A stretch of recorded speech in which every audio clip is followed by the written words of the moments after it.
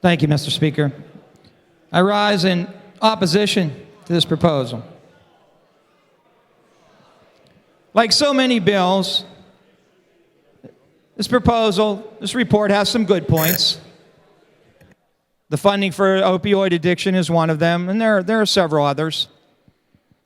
But it also has so many flaws, too many flaws to let go by. It supports the largest spending increase in a decade in this state. Supports a painful tax on small businesses. And I want to say that I'm not against paying taxes in Pennsylvania. As a famous person once said, I'm proud to pay taxes in Pennsylvania, but I could be just as proud for half the money. You see, in Harrisburg, the wine of increased spending and taxes is sweet, and it appears our government here has become tipsy on its influence. The taxpayers expect us to be their advocates here in the legislature. In fact, we're expected to act as the shock troops in defense of the taxpayers. Instead, we appear to be betraying them with a kiss. First of all, who can believe we're going to borrow $200 million to be paid back over the next 5 years, folks, to award an increase to the teachers' union under the guise of education spending? This is the definition of fiscal irresponsibility.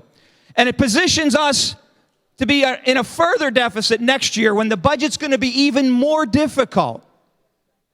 We're borrowing money to fund an increase. Doesn't make sense. Next, we're trying to raise the tax on tobacco. Now, I've heard many say, a tobacco tax, that's the easiest of taxes, they say. They say it's a sin tax. It affects people who not only have little voice, and by the way, they don't really vote that much. But we should help them, encourage them to abandon their unhealthy habits. We are, as a legislature, we're not only ready to trample on the poor who disproportionately bear the burden of that tax, we're prepared to disregard the ugly consequence that driving the price too high nurtures illegal tobacco sales, which have been connected to funding terrorism against us. I say that again, folks. Illegal tobacco sales, price driven too high, has been connected to at least several cases of funding terrorism against us in multi-year investigations over the last decade and a half. And where are all those good Samaritans out there who they want to help the little guy, they claim? Why, when you saw that wounded traveler on the road to Jericho, or in this case to Philadelphia or to Pittsburgh, you not only pass to the other side, you're willing to slap him with a tax for his troubles. Now, we have been commiserating here all week. This is my biggest complaint. We have been commiserating here all week, not on how to reduce spending, but we've been gathering our best minds to determine a way to raise taxes without it looking like we're raising taxes.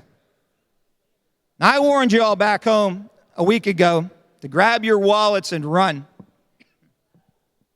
I'm afraid it's too late. You're about to have your pockets picked and you'll be told it was for your own good. So what shall we do? What shall we do?